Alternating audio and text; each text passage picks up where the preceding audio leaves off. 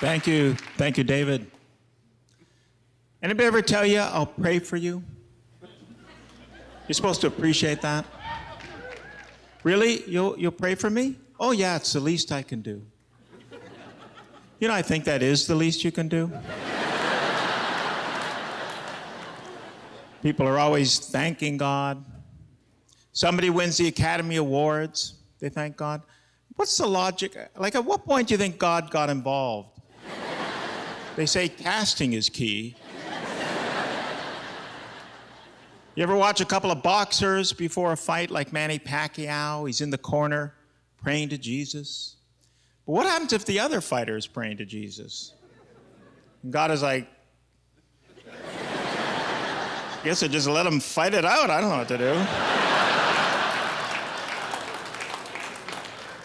They say it's not polite to criticize religion. Because people say to me, look, it makes people feel better. They're just minding their own business. What do you care? Like, that's the history of religion, thousands of years of people minding their own business.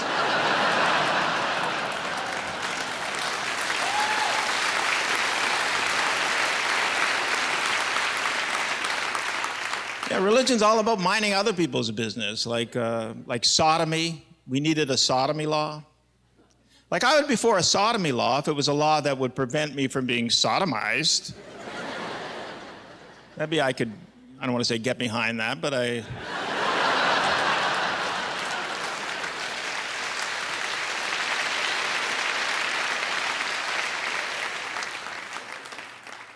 people used to worship false idols. Oh, I guess they were all false. I don't know why I even bothered. Then Abraham came along, and he said, you know, people, there's not lots of little gods in statues and in rocks. That's ridiculous. There's one God in the clouds. Come on, people.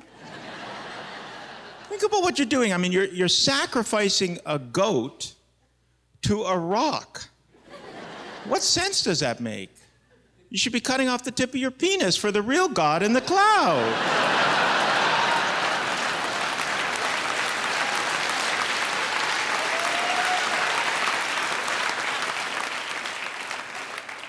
God collects foreskins, apparently.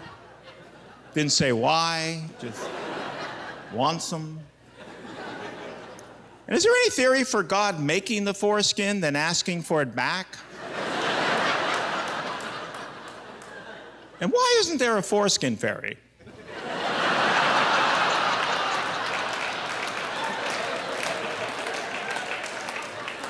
When you think about what you get for a tooth that's going to grow back, circumcision, and right away when the Jews heard about this, they thought, you know, this would also be a nice occasion for a little party.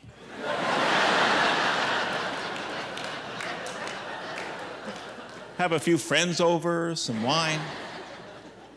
People ask me why I don't like parties. Maybe it's because the first one I went to, they cut off part of my penis.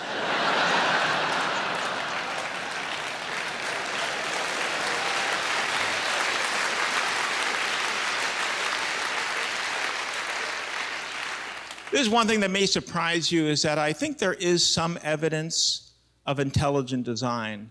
And this is, like a lot of people cite the example of the human eye, that it's so complex. So how could it just happen? For me, I can't explain something so simple, the fact that the penis is exactly at arm's length.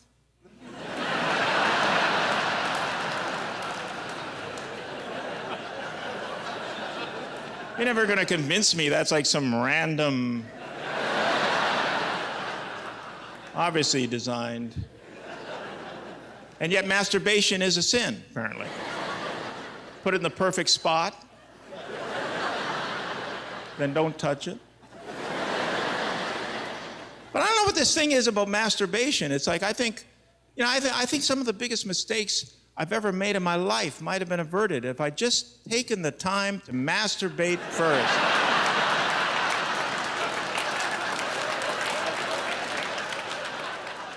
Not just sexual mistakes. It's like, there's a bit of a life lesson I'll leave you with. Like, say you're mad at your boss. You know, I'm going to go in there, I'm going to tell that guy to take this job, shove it up, you masturbate. It's like, you know what?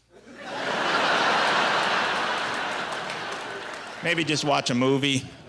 That's my time. I'm Stevie Ray Fromstein. Thank you.